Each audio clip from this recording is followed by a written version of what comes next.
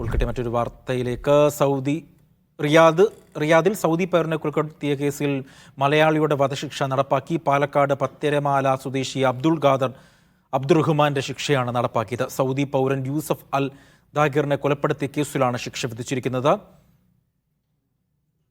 അഫ്താബ് റഹ്മാനുണ്ട് വിവരങ്ങൾ നൽകാനായി. അഫ്താബ്, എപ്പോഴാണ് ഈ വധശിക്ഷ നടപ്പാക്കിയത്? മറ്റു വിവരങ്ങൾ.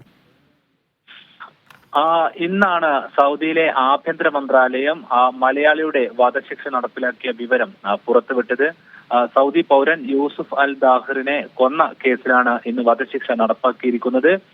പാലക്കാട് സ്വദേശി ചിറോമ്പ അബ്ദുൽ ഖാദർ അബ്ദുറഹ്മാന്റെ വധശിക്ഷയാണ് നടപ്പാക്കിയതെന്ന് ആഭ്യന്തര മന്ത്രാലയം ഇന്ന് ഉച്ചയോടെ അറിയിക്കുകയായിരുന്നു.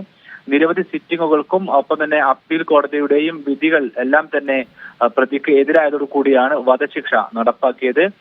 സൗദി പൗരനായിരുന്ന യൂസുഫ് അൽ ദാഹിറിന്റെ വീട്ടിലായിരുന്നു മലയാളിയായ ചിറോമ്പ അബ്ദുൽ ഖാദർ അബ്ദുറഹ്മാന്റെ താമസം. ഇവിടെ വെച്ച് സൗദിയുമായി ഉണ്ടായ തർക്കത്തിനിടയിൽ സൗദിയുടെ തലക്ക് നിരവധി തവണ കനമുള്ള വസ്തുകൊണ്ട് അടിച്ചു എന്നായിരുന്നു കുറ്റപത്രത്തിൽ ഉണ്ടായിരുന്നത്. നിരപരാധികളുടെ ഒപ്പം തന്നെ ഏത് സാഹചര്യത്തിലാണെങ്കിലും കൊലപാതകം നടത്താൻ ഒരാൾക്കും അധികാരമില്ലെന്ന് വിധി പറഞ്ഞുകൊണ്ടാണ് കോടതി ഇപ്പോൾ വിധി നടപ്പാക്കിയിരിക്കുന്നത്. റിയാദിൽ വെച്ചാണ് ഈ വധശിക്ഷ നടപ്പിലാക്കിയിരിക്കുന്നത്.